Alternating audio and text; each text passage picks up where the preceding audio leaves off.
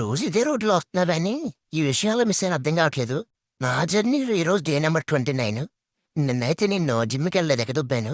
ఇప్పుడు వెళ్ళిన తర్వాత ట్రైనర్ గారు గోడకొచ్చి అంతేమో అనుకుంటే ఈ ట్రైనర్ గారు రాలేదంట.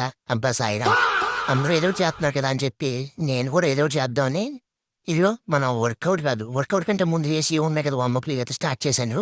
ఇవాళ ఒక తలగడన్నీ గొప్పలేమని రేపు ఉడుకుంటారు పని. మనం ఇంకా పుషర్స్ కొడుతుంది. ఇదిగో ఈ రోజు నా పార్ట్నర్ ఈయనమాట. మొహం దూకిన తగ్గ సిగ్గుపడుతున్నాడు. కోతుకొమ్మచ్చు ఇది కూడా కంప్లీట్ చేస్తాను.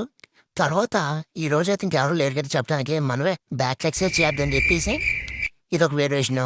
దాని తర్వాత ఇదిగో ఇదొక వేరియేషను. ఇది అయిపోయిన తర్వాత అక్కడ మిషన్ ఖాళీ లేదనమాట.